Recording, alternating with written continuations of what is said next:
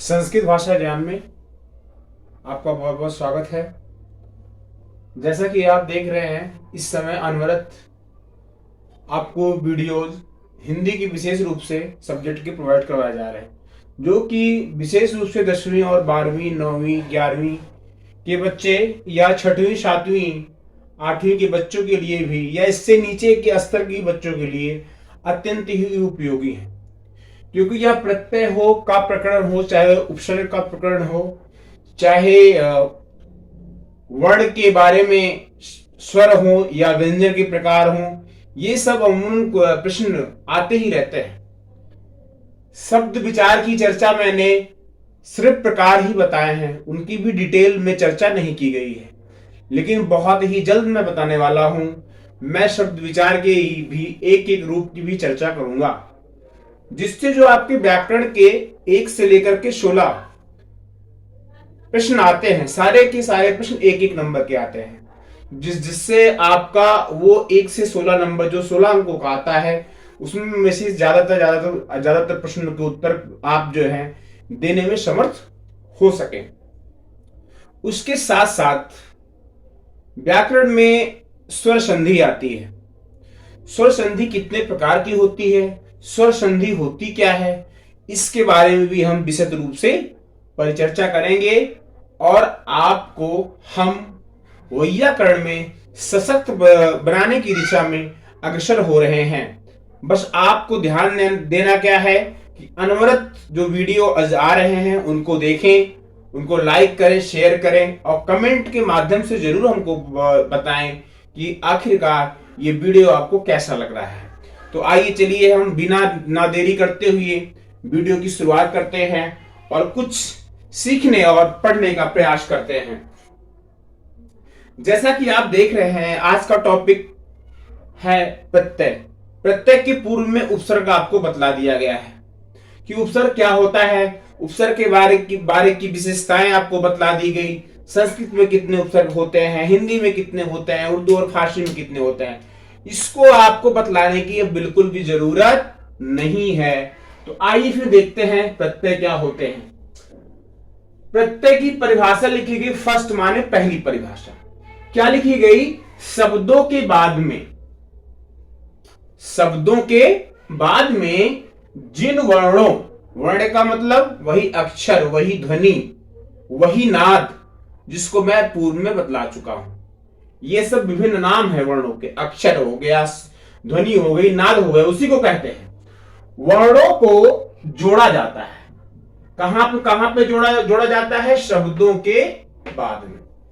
चीज को पकड़ लेते कीजिएगा, शब्दों के कहां जुड़ते हैं, बाद में। क्या जोड़े जाते हैं, वर्ण जोड़े जाते हैं। और फिर जब जुड़ते हैं, जब जोड़ा जाता है तो क्या कहलाते हैं, प्रत्यय।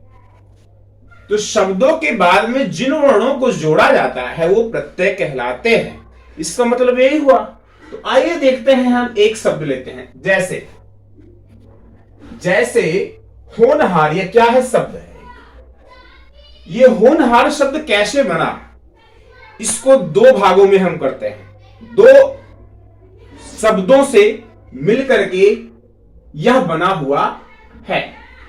पहला शब्द है होना, दूसरा हार। होना क्या है और हार क्या है आप जानते हैं। हार का शाब्दिक अर्थ जो होता है, एक गले में पहनने वाला हार। हार को लोग ज्यादातर इसी नाम से जानते हैं। हार का मतलब पहनने वाला हार, और होना का मतलब क्रिया, किसी कार्य को करना, होने वाली क्रिया, आने वाली क्रिया। होना क्रिया है, जाना क्रिया। जो भी हम काम करते हैं सब क्रिया के द्वारा ही संपादित होते हैं, चाहे उठना हुआ, बैठना हुआ, पढ़ना हुआ, लिखना हुआ, बोलना हुआ, सारी क्रियाएं हैं। तो यहां पे क्रिया है और प्रत्यय। तो ये 2 चीजें क्या थी, पहला जो होना है यहां पर, यह क्रिया है। जैसे पढ़ना, लिखना, बोलना, हंसना, चलना, ये सब सारी क्रियाएं हैं, वैसे होना भी क्या है, क्रिया है। दूसरा हार। हार क्या है, प्रत्यय है। क्या है, प्रत्यय है। क्यों, यह क्यों, हार क्योंकि शब्द है। हार क्या है? शब्द है। देखो लिखा गया है ना, शब्दों के बाद में। तो प्रत्यय होने के साथ साथ ये देखो, प्रत्यय लिखा गया है ना, प्रत्यय होने के साथ साथ क्या है हारी है? शब्दों। यह देखिए, यह जो हार है, प्रत्यय और ये क्रिया दोनों जब जुड़े तब क्या बना? तब यह शब्दों तैयार होता है। समझ में आ रही बात की नहीं आ रही है? तब यह तैयार हुआ। शब्द क्या तैयार होता है? होनहार शब्द तब जाके तैयार होता है। दो चीजों से मिलकर के कि ये शब्द दो है तैयार होता है, क्रिया प्लस प्रत्यय। वैसे हार भी अगर होता तो हार को भी हम क्या बोल सकते हैं? शब्द बोल सकते हैं। इसमें कोई डाउट नहीं है, इसमें कोई भी डाउट नहीं है कि यह शब्द नहीं है। हार भी तो शब्द है। तो शब्द के, अब ध्यान दिए, शब्द के जिन वर्णों में जोड़ा जाता है, शब्द के बाद में, शब्द के बाद में कैसे हुआ? अब आपको मैं दिखलाता हूं शब्द के बाद में कैसे हुआ। अब यही शब्द को मैं देखता हूं, जैसे होना क्रिया, हार शब्द, शब्दों के बाद में कैसे जुड़ा? भाई बाद में तो जुड़ रहा है। होना क्रिया पहले आ रही, हार बाद में आ रहा है। तो सेकेंड पोजीशन पे क्या है? सेकेंड पोजीशन पे क्योंकि प्रत्यय, सेकेंड पोजीशन पे क्या है? प्रत्यय है। और सेकेंड पोजीशन पे होने का मतलब क्या हुआ? बाद हो गया। और पहले पोजीशन पे अगर होता तो क्या होता? तब वो प्रत्यय ना रह जाता। जो मैंने आपको पढ़ाया है, क्या पढ़ाया है? उपसर्ग बन जाता। क्योंकि फर्स्ट पोजीशन पे जो है वो उपसर्ग है, जो सेकंड पोजीशन पे रहेगा हमेशा क्या रहेगा? वो प्रत्यय ही रहेगा। तो ये सेकंड पोजीशन पे है, देखो, इसीलिए मैंने 2 नंबर डाल दिया है। पहला नंबर होना क्रिया, दूसरा नंबर हार, ये शब्द है। शब्द होने के साथ साथ प्रत्यय। कौन सी प्रत्यय है? अब इसकी मैं चर्चा कर दूं तो ये क्योंकि क्रिया है, और क्रिया के साथ जो प्रत्यय होता है हमेशा कौन सा प्रत्यय होता है? कृदंत। इस प्रत्यय का नाम क्या होगा? कृदंत। कृदंत प्रत्यय कौन होता है, कैसे होता है, इसकी परिचर्चा हम करेंगे। जो क्रिया और धातु के साथ लगता है उसको कृदंत प्रत्यय के नाम से जानते हैं। आगे इसकी चर्चा की जाएगी। चलिए, तो ये रहा थोड़ा सा। अब आइए शब्द को कैसे अलग अलग किया गया है इसकी परिचर्चा करते हैं। प्रत्यय, प्रत्यय पहले जानिए, यह अविकारी शब्द, अविकारी, इसमें विकार उत्पन्न नहीं होते हैं। जैसे जैसे संज्ञा है, सर्वनाम है, सब क्या, वैसे ही ये भी प्रत्यय क्या है? अविकारी है। उपसर्ग क्या है? अविकारी है। अभी मैं लास्ट में नोट भी करवाऊंगा इसको। तो प्रत्यय 2 शब्दों से मिलकर बना, प्रति, धन, अय। प्रति का अर्थ क्या हुआ? साथ में। प्रति का अर्थ क्या हुआ? साथ में। और अय का अर्थ हुआ चलने वाला, साथ में चलने वाला।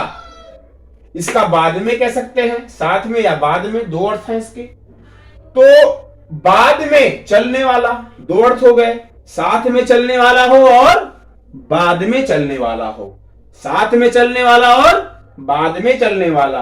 अब एक दूसरी परिभाषा बन गई। क्या परिभाषा बन गई? अब इसको नोट करिए।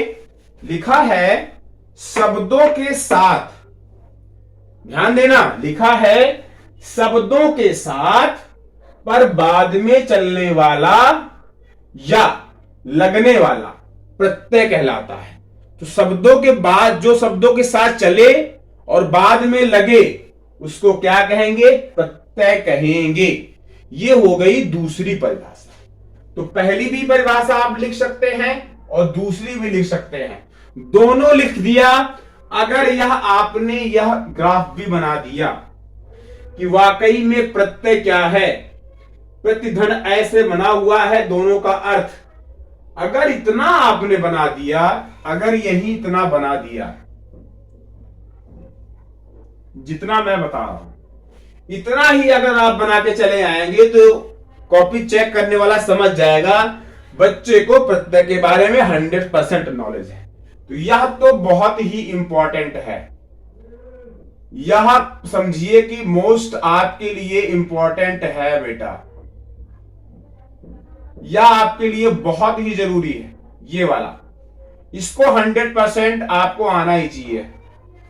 100% इस चीज को जानिए आप, जैसे मैंने पत्ते में बताया था 100% चीज, इस चीज को आप जानिए, तभी आपको अच्छे से इसकी जो है परिभाषा याद करने की जरूरत नहीं रहेगी।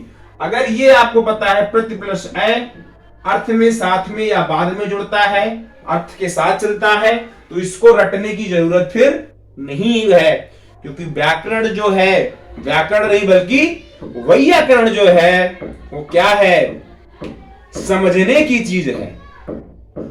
व्याकरण की जो है परिभाषा क्या है पता है वैयाकरण की? व्याकरण व्याकरण बार बार निकलता है, क्योंकि गुरुओं ने इतना बार गलत बता दिया कि वो लगता है दिमाग में फीड हो गया, इसलिए व्याकरण व्याकरण व्याकरण निकलता है क्या? वैयाकरण वैयाकरण वैयाकरण। तो वैयाकरण में क्या है, शब्दों का जो शुद्ध परिमार्जन करता है, शब्दों को शुद्ध लिखना पढ़ना बोलना सिखाता है, उसको वैयाकरण कहते हैं। इसीलिए तो ये रहा आज का प्रत्यय का पहला वीडियो, प्रत्यय की परिभाषा, प्रत्यय कैसे बनता है, कैसे होता है। अगले वीडियो में, सेकंड वीडियो में बताया जाएगा आपको कि आखिरकार प्रत्यय जो होता है कितने प्रकार का होता है। आपको वीडियो कैसा लगा आप लाइक करें, कमेंट करें, शेयर करें।